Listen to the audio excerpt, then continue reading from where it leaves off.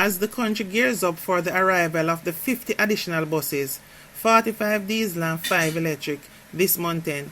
Opposition spokesman and Transport Michael Phillip is calling for the substantial data that will prove that the EV buses will be suitable for the island topography. His call comes after the Minister of Tourism, Edmund Bartley, announced in Parliament on Tuesday that in an effort to enhance public transport service, the Jamaica Urban Transit Company, JUTC, will receive a boost of 50 new buses. Bartlett said the infusion of modern and environmental-friendly vehicles will improve the JUTC capacity to serve citizens and enhance the public transportation system overall efficiency and reliability. Thursday, Mr. Phillips said while the move is a step in the right direction, there is insufficient information about how the EV buses will work in this country. I think that we are lacking in data in what is suitable for our environment and our topography. We know that it can't run the roads such as Poppy into Gardentown or even the halfway tree to Stonehill, said Phillips. He also said adequate expertise to maintain the e-bus is a concern as well. Even though he knows that electric buses have lower maintenance compared to those with a combustion engine, they still require servicing, and these are different from the regular engines we would have in diesel buses.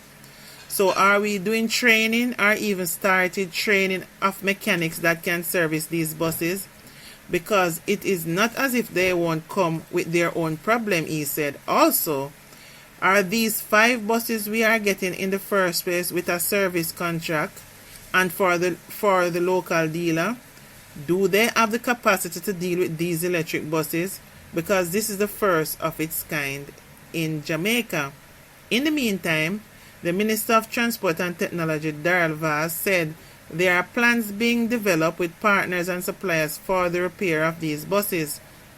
Please note, however, the introduction of EV buses into the operations of the JUCT is part of the diversification of our fuel sources. As you are aware, we currently have a fleet that is primarily energized by the diesel.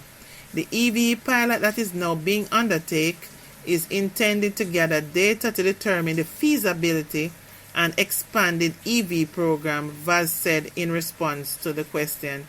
He also noted that there is currently 1 changing port to accommodate the EV bus in operation, and 3 more will be installed for the 5 incoming buses. As we progress with the pilot program, we'll have a better understanding of what additional equipment will be required, as is the norm with these things that are new to us. Our maintenance staff will be exposed to extensive training before they work on the units by our dealers and suppliers through the transfer of skills and information, said Vaz. In September, 20 compressed natural gas fuel units will also be added to the fleet under a joint arrangement with private sector partners. So let's hope before these buses arrive, there should have been people training already. They are in the buses without getting trained people. Well, as they said, unless they already is getting a compact deal where they are going to bring in people with the buses who can train our people here how to deal with especially electric buses.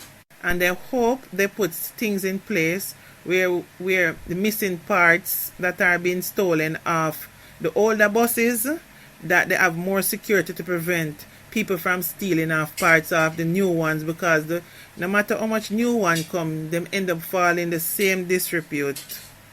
And if they don't have proper schedule timing on the buses to take people to and from where they want to go, it is not really going to be helping the system much, because you'll be standing for hours waiting on a bus and you don't know when any is going to come.